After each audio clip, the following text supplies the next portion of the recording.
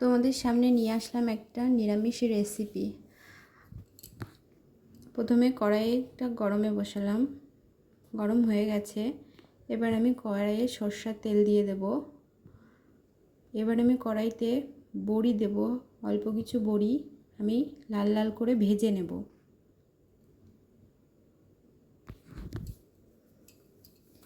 বড়িটা আমার লাল লাল করে ভেজে নিতে হবে।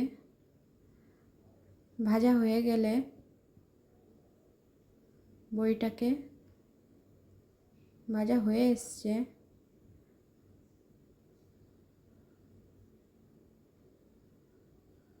বড়িটাকে এবার আমি তুলে নেব।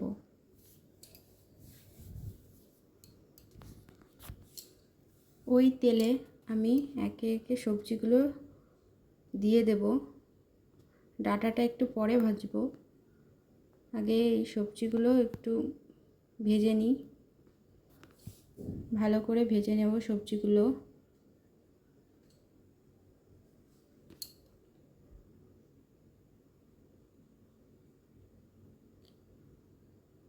আমি নিরামিষ রান্না করতে খুব ভালোবাসি।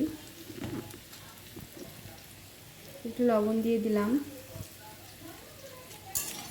লবণটা দিলে সবজিটা একটু আমড়ে আসে, সেদ্ধটাও ভালো হয়। এগুলো আমি তুলে নেব। এবার তুলে নেওয়ার পরে সজনে ডাঁটাটা দিয়ে দেব। সজনে ডাঁটা কিছু কাঁচা লঙ্কা দিয়ে দিয়েছি, এটা একটু ভেজে নেব।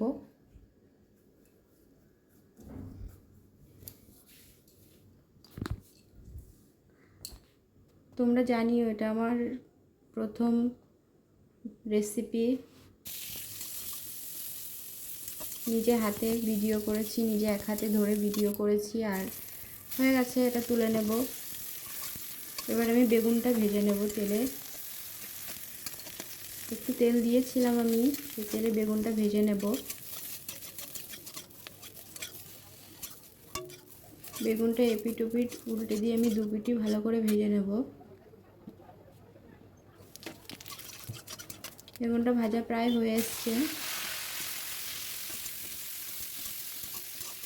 বেগুনটা তুলে নিলাম। এবার কড়াইয়ে আমি সামান্য পরিমাণ সরষের তেল দিয়ে দেবো।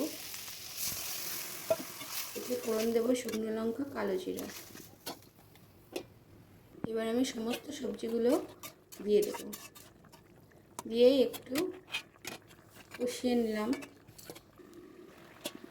ভালো করে নাড়াচাড়া দিয়ে একটু মিশিয়ে নিলাম সব সবজিগুলো একসাথে। মিশিয়ে নেওয়ার পরে হলুদ গুঁড়ো দিয়ে দিলাম একটু। লবণ যেহেতু